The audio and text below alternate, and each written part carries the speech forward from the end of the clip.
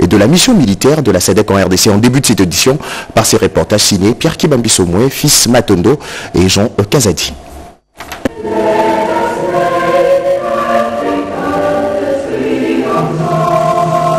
La situation sécuritaire dans la partie orientale de la République démocratique du Congo était au centre du sommet extraordinaire en virtuel des chefs d'État et des gouvernements de la communauté de développement de l'Afrique australe ce jeudi 13 mars 2025. À partir de son cabinet de travail à la Cité de l'Union africaine, le président de la République Félix-Antoine Tshisekedi Tshilombo a pris part par visioconférence à ce sommet avec tous ses pairs, chefs d'État de la communauté de développement de l'Afrique australe.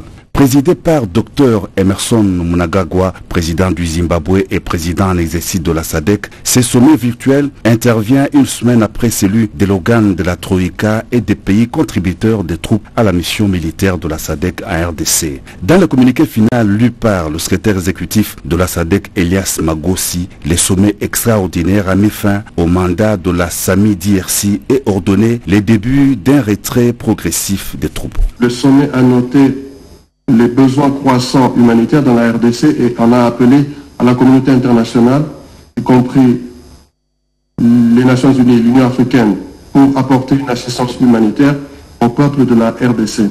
Le sommet a mis fin au mandat de la SAMI-RDC et a décidé le début d'un retrait progressif des troupes de la SAMI-RDC de la République démocratique du Congo. Le sommet a réaffirmé sa détermination à régler le conflit en cours en République démocratique du Congo et a réitéré son engagement à soutenir les interventions visant à instaurer une paix et une sécurité durable dans l'Est de la RDC dans le cadre du pacte de défense mutuelle de la SADC de 2003. Les dirigeants de l'Afrique australe ont renouvelé leur engagement d'apporter un soutien politique à la RDC dans le cadre des processus de Luanda et Nairobi, dont ils saluent la décision de renforcer la médiation. Le sommet de la SADC a apporté son soutien aux initiatives de paix prises conformément à la résolution 2773 du Conseil de sécurité des Nations Unies. Dans son adresse devant ses pairs, le président de la République Félix-Antoine Tshisekedi Tshilombo a exprimé sa gratitude aux États membres de la SADC pour leur action en faveur de la paix et la sécurité et pour la mobilisation des pays contributeurs des troupes à la SAMI-DRC, dont le courage et le sacrifice témoignent de la force de la solidarité régionale. Le chef de l'État a aussi salué l'initiative de son homologue de l'Angola, Joao Lourenço, qui a convoqué le 11 mars dans la capitale angolaise une réunion pour accélérer la relance des processus de Luanda et Nairobi. Et puis ces chiffres 114 présumés Kuluna arrêtés et présentés au vice-premier ministre de l'Intérieur dans le Congo central. Ils seront différés devant la justice pour répondre de leurs actes à Matadi. Jacquemaine Chabani a lancé officiellement l'opération Ndobobobo Mokonzi. Au total, 114 présumés Kuluna, parmi lesquels 6 filles appréhendées par la police nationale congolaise dans 2 territoires et villes de la province du Congo central, à savoir Sekebanza, Songololo et dans les villes de Matadi et Boma. Ces délinquants ont été présentés au vice-premier ministre, ministre de l'Intérieur et Sécurité, maître Jacquemaine Chabani, au cours de la cérémonie de lancement officiel de l'opération Ndobo dans cette partie du pays. Ces bouclages initiés par le patron de la sécurité nationale visent à décourager tout acte mettant en mal la quiétude de la population, ce qui traduit la volonté du président de la République, Félix-Antoine Tshisekedi Tshilombo, exprimée dans les 2e piliers de son programme d'action exécuté par le gouvernement. Ces bandits urbains seront déférés devant la justice pour répondre de leurs actes. Les interpellations surtout, cette interpellation doit servir de leçon aux autres Kuluna qui continuent de démérer dans cette barbarie. Sinon, ils auront affaire à la justice. Nous avons des difficultés à coupeurs de route. Et aux coupeurs de route d'en tirer les conséquences. Il faut absolument Tosilisa Yango.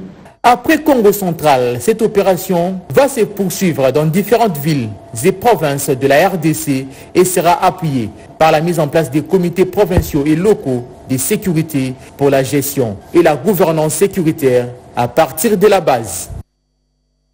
Dans un autre registre, le membre d'honneur de l'UDPS ont remis une gamme de produits pharmaceutiques au vice-premier ministre en charge de la défense nationale, un geste patriotique qui entre dans le cadre de soutien au FARDC. Odilon Kayuma.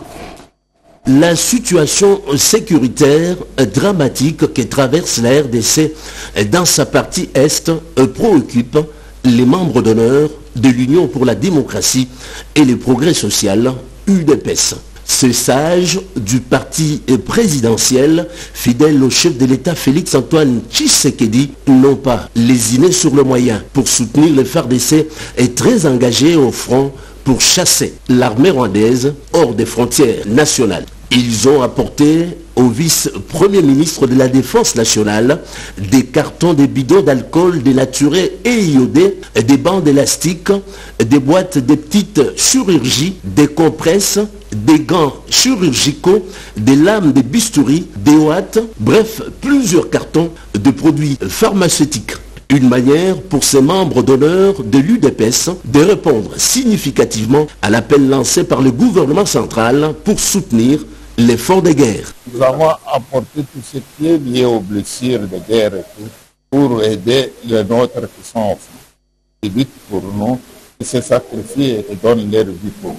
Nous sommes venus les consoler, Congolais et les Maliens. Nous devons tous nous mettre. Ce qui se joue maintenant, c'est notre avenir, c'est l'avenir de nos enfants. Le vice-premier ministre de la Défense nationale, très ému, a apprécié à sa juste valeur ces gestes patriotiques posés par les membres d'honneur de l'UDPS. Kabongo Mwadianvita les a remerciés et encouragés à continuer à soutenir les forces armées de la République démocratique du Congo, gardiennes de l'intégrité territoriale. Et Mme Tina Salama, porte-parole du président de la RDC, nous a rejoint pour la lecture des ordonnances présidentielles. Bonsoir et bienvenue. Bonsoir à vous, bonsoir à tous. Ordonnance numéro 25/167 du 12 mars 2025 portant nomination d'un aide de camp absolument, c'est un service personnel du chef de l'État. Le président de la République, vu la Constitution telle que modifiée par la loi numéro 11/002 du 20 janvier 2011 portant révision de certains articles de la Constitution de la République démocratique du Congo du 18 février 2006, spécialement en son article 79, vu l'ordonnance numéro 21/010 du 5 mars 2021 portant organisation et fonctionnement du cabinet du président de la République, spécialement ses articles 3 et 31, vu l'ordonnance numéro 24/058 du 11 juin 2024 portant nomination d'un directeur de cabinet du président de la République, revue l'ordonnance numéro 25/163 du 6 mars 2025 portant nomination des membres des services personnels du chef de l'État, vu la nécessité et l'urgence, ordonne. Article 1er est nommé aide de camp du chef de l'État, le major Tabou Eboma Tema. Article 2, sont abrogées toutes les dispositions antérieures contraires à la présente ordonnance. Article 3, le directeur de cabinet du président de la République est chargé de l'exécution de la présente ordonnance qui sort ses effets à la date de sa signature. Faite à Kinshasa le 12 mars 2025, Félix-Antoine Tshisekedi Chilombo pour copie certifiée conforme à l'original le 12 mars 2025, le directeur de le cabinet du président de la République, Anthony Kinzo Kamole, directeur de cabinet. Ordonnance numéro 25/168 du 12 mars 2025 portant nomination des officiers d'ordonnance de chef de l'État. Le président de la République, vu la Constitution telle que modifiée par la loi numéro 11/002 du 20 janvier 2011 portant révision de certains articles de la Constitution de la République démocratique du Congo du 18 février 2006, spécialement son article 79, ordonne. Article 1er, sont nommés officiers d'ordonnance du chef de l'État, les officiers de la police nationale congolaise dont les noms et matricules suivent. Commissaire supérieur Mayombo Mukendi Jacques, matricule 11 97 00 70 98 308. Commissaire supérieur adjoint Chibangu Chibangu Rupert, matricule 11 96 81 62 80 669. Article 2. sont abrogées toutes les dispositions antérieures contraires à la présente ordonnance. Article 3, le directeur de cabinet du président de la République et le chef de la maison militaire du président de la République sont chargés, chacun en ce qui le concerne, de l'exécution de la présente ordonnance qui sort ses effets à la date de sa signature. Fait à Kinshasa le 12 mars 2025, Félix-Antoine Tshisekedi Tshilombo pour copie certifiée conforme à l'original le 12 mars 2025, le cabinet du président de la République, Anthony Kinzo Kamole, directeur de cabinet. Ordonnance numéro 25/169 du 12 mars 2025 portant nomination d'un assistant du Conseil spécial du chef de l'État en matière de sécurité.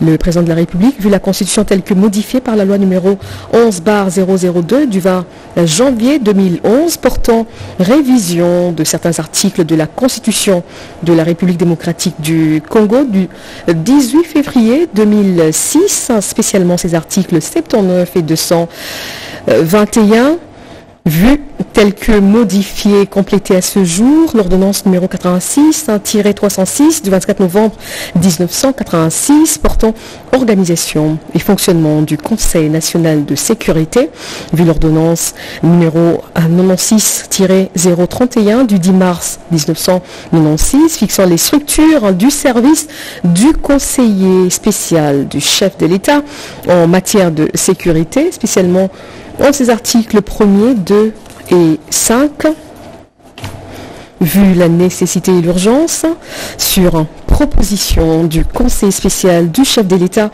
en matière de sécurité, ordonne. Article 1er est nommé assistant intérieur du Conseil spécial du chef de l'État en matière de sécurité, M. Kaninda Armel. Article 2, sont abrogées toutes les dispositions antérieures contraires à la présente ordonnance. Article 3, le directeur de cabinet du président de la République est chargé de l'exécution de cette ordonnance qui sort ses effets à la date de sa signature. Fait à Kinshasa le 12 mars 2025, Félix-Antoine Tshisekedi Tshilombo pour copie certifiée conforme à l'original le 12 mars 2025, le cabinet du président de la République, Anthony Kinzo Kamole, directeur de cabinet. Ordonnance numéro 25/170 du 12 mars 2025 portant nomination d'un conseiller spécial du chef de l'État chargé des ressources extérieures et du suivi des projets.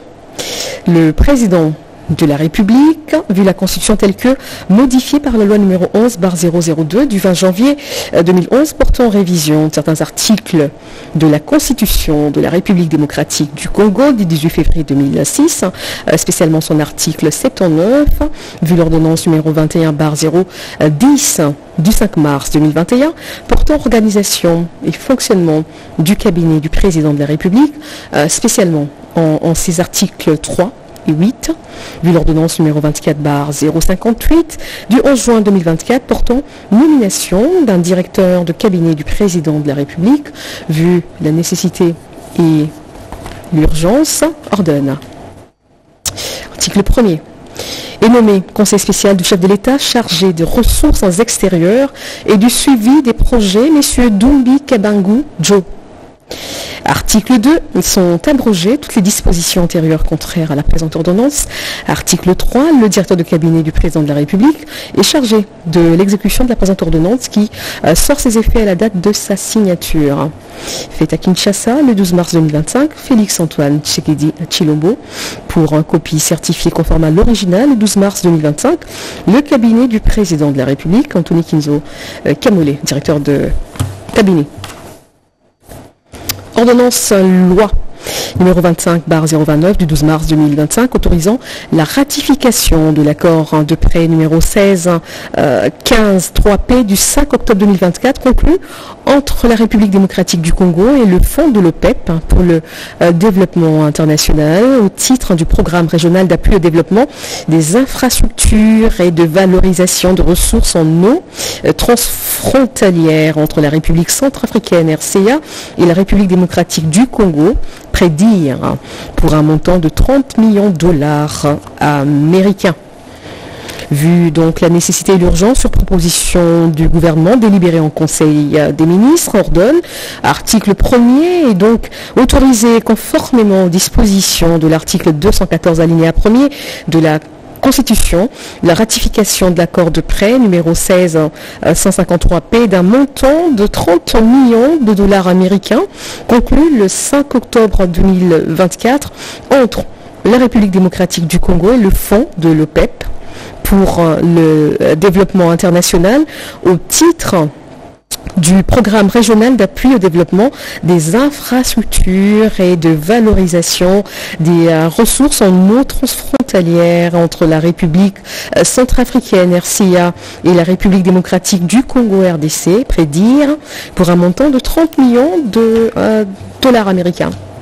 Article 2, la présente loi ordonnance entre en vigueur à la date de sa promulgation faite à Kinshasa le 12 mars 2025. Félix Antoine Tshisekedi Tshilombo, Judith Suminwa Tuluka, première ministre pour copie certifiée conforme à l'original. Le 12 mars 2025, le cabinet du président de la République, Anthony Kinzo Kamole, directeur de cabinet. Ordonnance loi numéro 25/030 du 12 mars portant principes fondamentaux relatifs à la culture et aux arts en République démocratique du Congo. Le président de la République, vu la Constitution telle que modifiée par la loi numéro 11/002 du 20 janvier 2011 portant révision de certains articles de la Constitution de la République démocratique du Congo du 18 février 2006, spécialement en ses articles 123.12 et 129, vu la nécessité et l'urgence, sur proposition du gouvernement, délibéré en Conseil des ministres, ordonne. Titre 1 des dispositions générales, chapitre 1er de l'objet, article 1er, la présente ordonnance loi fixe les principes fondamentaux concernant la culture et les arts en République démocratique du Congo. La présente ordonnance loi assure la mise en place des mesures garantissant le droit à la culture, la liberté de création intellectuelle et artistique. Elle vise la protection, la sauvegarde, la promotion et la valorisation de l'héritage culturel de la société congolaise par des approches innovantes. Vous aurez d'autres détails concernant cette ordonnance-loi dans le journal officiel.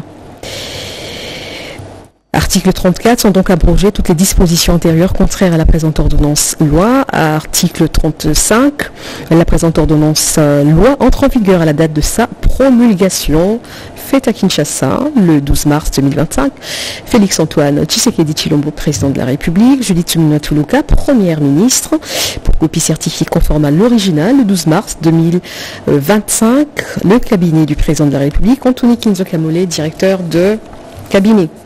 Ordonnance loi numéro 25/031 du 12 mars 2025 portant approbation de la prise de participation de l'État congolais au capital de la société Air Congo SA. Vu donc l'ordonnance numéro 24/88 du 11 octobre 2024 portant organisation et fonctionnement du gouvernement, modalité de collaboration entre le président de la République et le gouvernement ainsi qu'entre les membres du gouvernement, vu l'accord d'actionnaires signé en date du 20 septembre 2024 pour la création d'une entreprise de transport aérien entre le gouvernement de la République démocratique du Congo et Ethiopian Airlines Group. Vu la nécessité et l'urgence, sur proposition du gouvernement délibéré en Conseil des ministres, ordonne. Article 1er, est approuvé l'accord d'actionnaire pour la création d'une entreprise de transport aérien signé le 20 septembre 2024 entre le gouvernement de la République démocratique du Congo et Ethiopian Airlines Group. Article 2, la participation de l'État prend la forme d'un apport en numéraire par l'acquisition de 59 à 598 millions, soit l'équivalent de 20 400 000 dollars américains, représentant 20 millions 400 millions dollars américains, 400 000 dollars américains, représentant donc 51% du capital de la société. Article 3, l'État congolais, dans le cadre de cette participation, 51% des actions donc de la société Air Congo. Il peut, en fonction des impératifs économiques, réajuster sa participation après approbation du Parlement. Article 4, la présente ordonnance-loi entre en vigueur à la date de sa promulgation. Fait à Kinshasa le 12 mars 2025, Félix-Antoine Tshisekedi Tshilombo, Judith Suminwa Tuluka, Première ministre, pour un copie certifiée conforme à l'original le 12 mars 2025. Le cabinet du président de la République, Anthony Kizo Kamole, directeur de cabinet. Ordonnance-loi numéro 25/032 du 12 mars 2025 autorisant la ratification de l'accord de prêt numéro P-Z1E BZ-001 21 00 15 00 44 696 du 16 octobre 2024 conclu entre la République démocratique du Congo et le Fonds africain de développement, FAD, au titre du programme régional d'appui au développement des infrastructures et de valorisation des ressources en eau transfrontalière entre la République centrafricaine, RCA, et la République démocratique du Congo, prédire pour un montant de 12 millions d'unités de compte. Vu donc la convention de prêt numéro PZ1EBZ001 21 00 15 00 44 696 conclu en date du 16 octobre entre la RDC et le Fonds africain de développement au titre du programme régional d'appui au développement des infrastructures et de valorisation de ressources en eau transfrontalière entre la République centrafricaine et la République démocratique du Congo, vu la nécessité et l'urgence, sur proposition du gouvernement délibéré en Conseil des ministres, ordonne. Article 1er est autorisé conformément aux dispositions de l'article 214 alinéa 1er de la Constitution, la ratification de l'accord de prêt numéro PZ1 EBZ001 d'un montant de 12 100 000 unités de compte conclu le 16 octobre 2024 entre la République démocratique du Congo et le Fonds africain de développement FAD au titre du programme régional d'appui au développement des infrastructures et des valorisations en eau transfrontalière entre la RCA, République centrafricaine, et la République démocratique du Congo pour un montant de 12 500 000 unités de compte. Article 2, la présente ordonnance-loi entre en vigueur à la date de sa promulgation. Fait à Kinshasa le 12 mars 2025, Félix-Antoine Tshisekedi Tshilombo, Judith Suminwa Tuluka, Première ministre, pour copie certifiée conforme à l'original le 12 mars 2025, le cabinet du président de la République, Anthony Kizo Kamole, directeur de cabinet. Et pour terminer, ordonnance-loi numéro 25/033 du 12 mars 2025 autorisant la ratification de la convention de prêt syndic entre la République démocratique du Congo et les banques commerciales en République démocratique du Congo.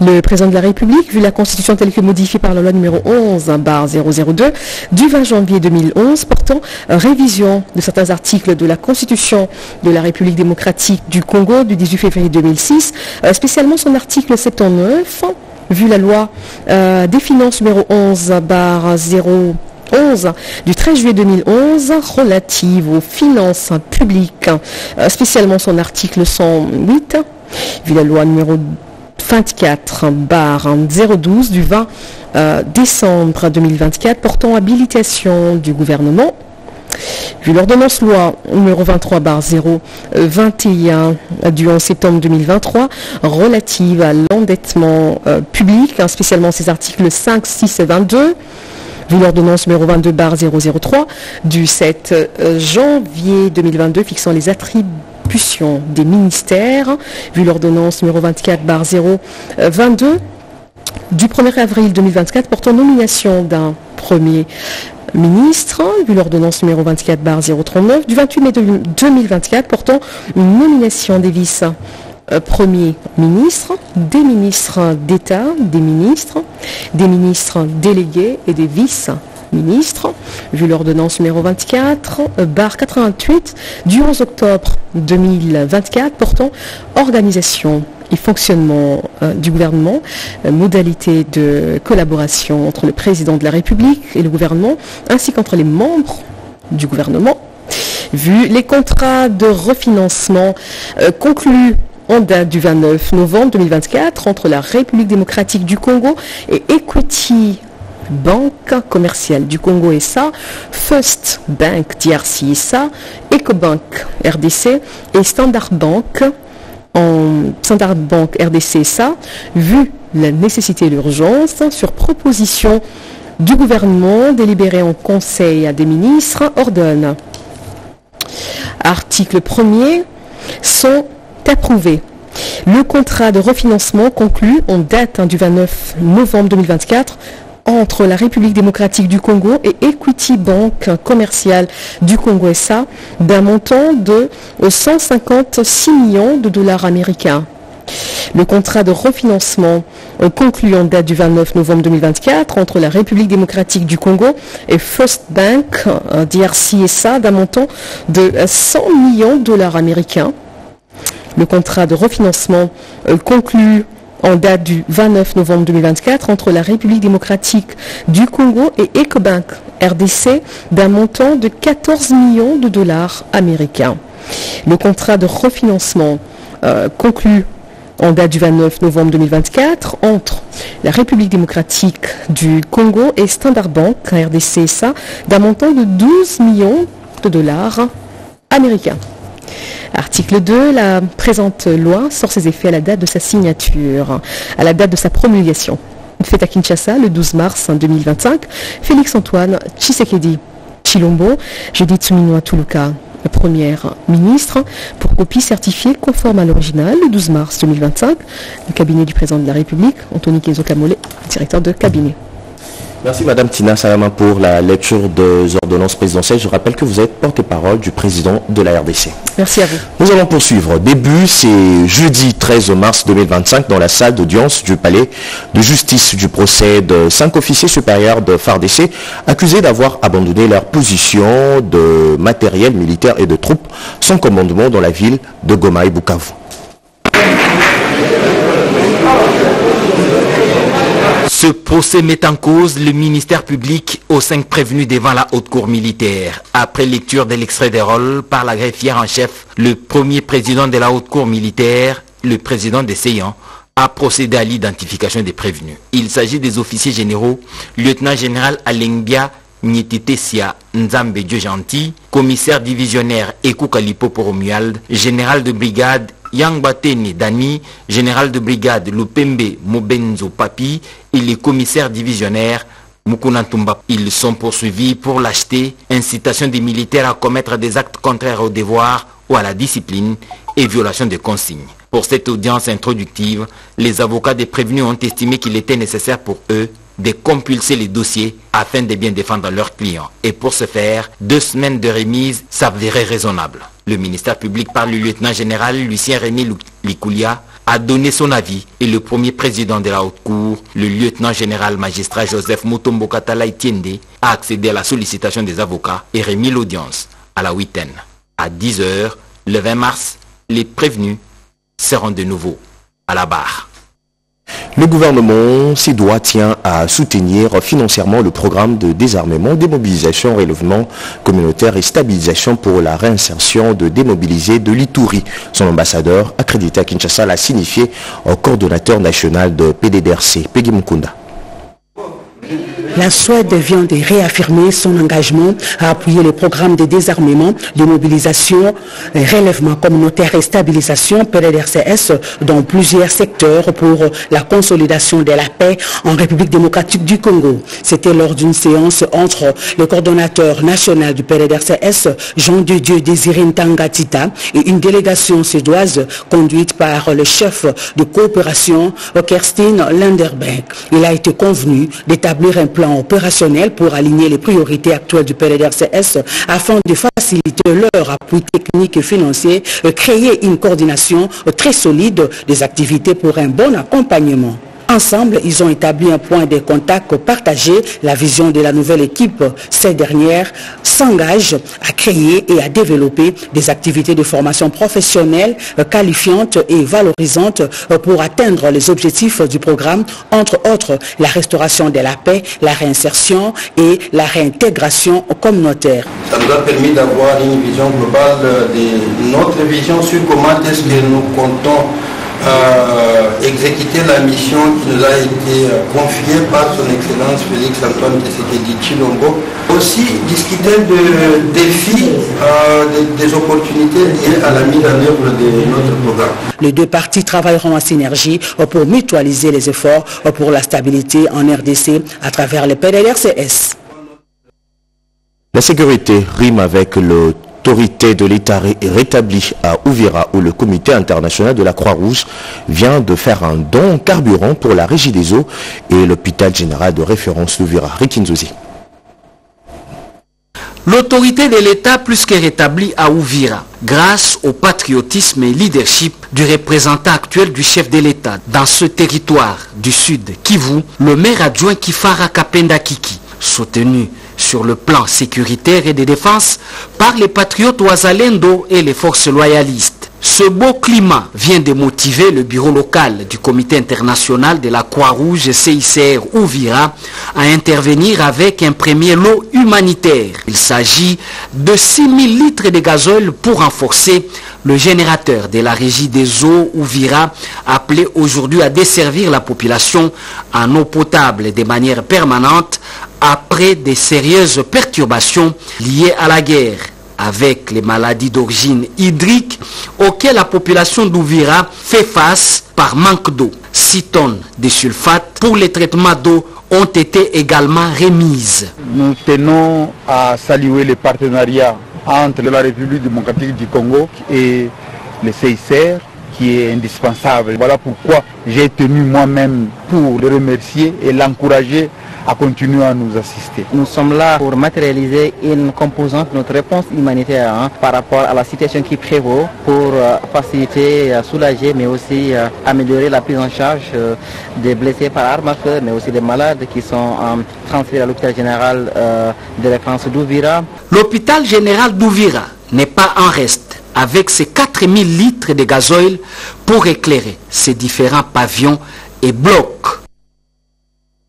Il s'est clôturé hier à Kinshasa par la ministre de l'Enseignement supérieur et universitaire un atelier sur l'organisation et fonctionnement des écoles doctorales en RDC.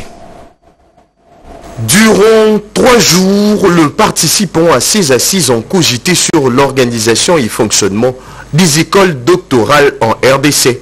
Dans son mot de clôture, la ministre de l'Enseignement supérieur et universitaire a remercié le participant et organisateur pour avoir jeté de base. Votre détermination, que j'apprécie par ailleurs, va contribuer au rayonnement de l'enseignement supérieur et universitaire.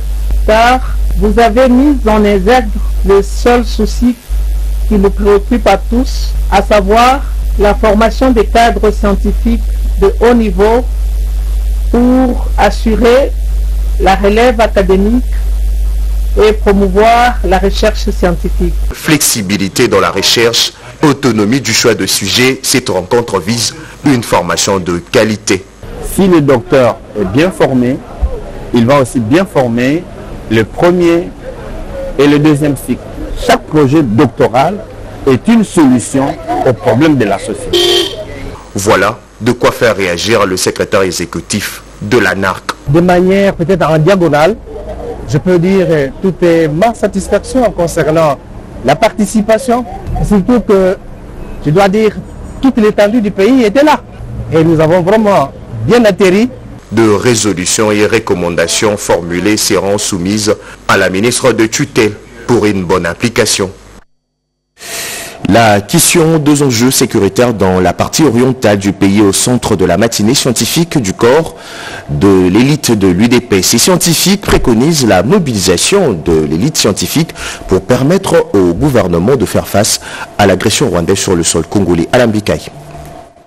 L'éveil des consciences de l'élite congolaise pour la défense et la sécurité de la patrie, c'est un thème interpellateur développé par le professeur Marcel Mbiangandou de l'Université libre de Bruxelles. Au cours de cette matinée scientifique, ces cadres de l'IDPS ont mis en exergue l'adoption de la loi sur la programmation militaire et quelques fonctions pour faire face à l'agression rwandaise. C'est notamment connaître, prévenir, intervenir et sensibiliser la population et l'élite congolaise.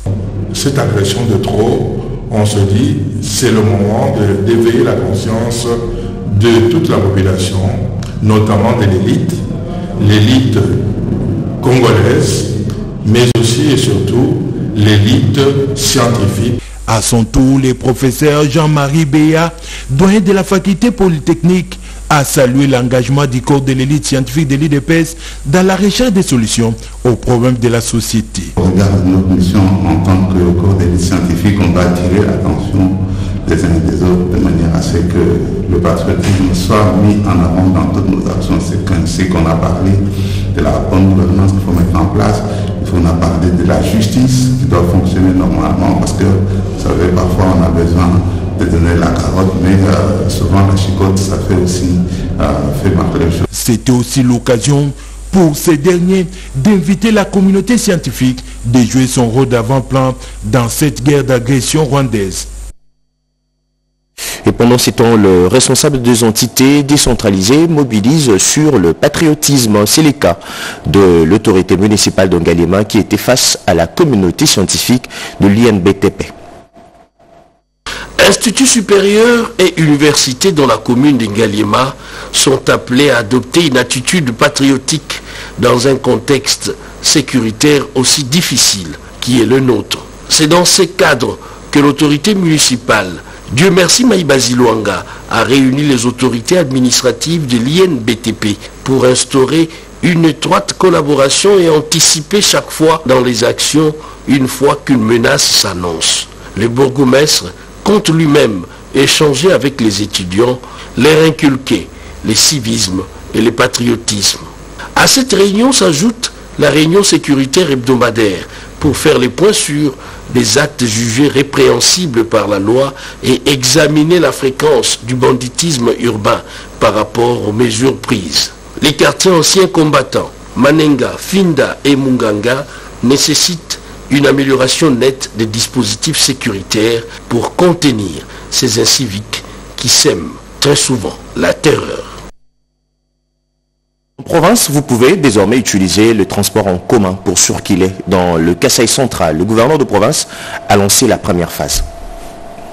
Pour concrétiser la vision du chef de l'État, Félix-Antoine Tshisekedi Tshilombo, Christian Loumou se bat pour la création d'emplois au Kasaï central en harmonie avec le gouverneur de province, Moïse Kamboulou. Ont lancé le transport en commun pour faciliter le déplacement de personnes et leurs biens. En agriculture, d'ici peu, il y aura une usine de transformation pour promouvoir la potentialité agricole de la province. Ainsi, il a remis le matériel aratoire pour faciliter le travail et l'autonomisation des agriculteurs. Nous investissons dans la production agricole des produits de première nécessité en mettant évidemment l'accent sur la sécurité alimentaire et l'autonomisation des agriculteurs locaux.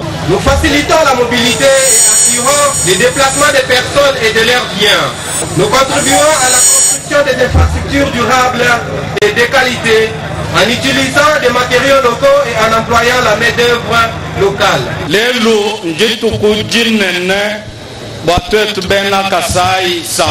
Aujourd'hui, c'est une grande journée pour nous les Kasaïens. Comme l'avait dit le chef de l'État, c'est nous qui vont développer notre province.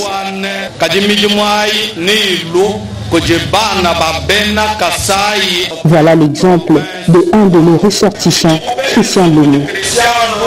Redorer l'image de Kananga est parmi les objectifs du gouverneur de province ainsi que le ressortissant du Kananga comme Christian Loumou. Avant de terminer, le ministre provincial du Tourisme Jésus Noël Cheké a échangé le mardi 12 mars 2025 avec la directrice générale de l'Office national du tourisme sur l'avancement de projets communs visant à redynamiser le secteur touristique à Kinshasa. Bobo. Le gouvernement provincial de Kinshasa, via son ministère du Tourisme et l'Office national du tourisme, projette la construction et la mise en service des maisons du tourisme à travers la ville de Kinshasa. Elles seront au total 24 en raison d'un établissement pour chaque commune de la ville capitale. Ces maisons du tourisme serviront à valoriser et à promouvoir le potentiel touristique local de communes. Elles constitueront ainsi le principal centre d'accueil, d'information et d'orientation touristique. La rencontre du jour entre les deux entités, à savoir le ministère provincial du plan budget, emploi et tourisme et l'Office national du tourisme, a consisté à harmoniser le vu, histoire de mener à bien ce projet. Autre matière à l'ordre du jour de cette séance de travail, la matérialisation du projet de construction des aires de repos et portiques électroniques au point d'entrée terrestre de Kinshasa. L'enrichissement du guide touristique particulier de Kinshasa et enfin l'accompagnement de l'ONT dans l'effectivité du programme du tourisme scolaire dont le lancement est prévu pour le 30 avril de cette année. C'était votre journal de la rédaction de ce jeudi à toutes et à tous.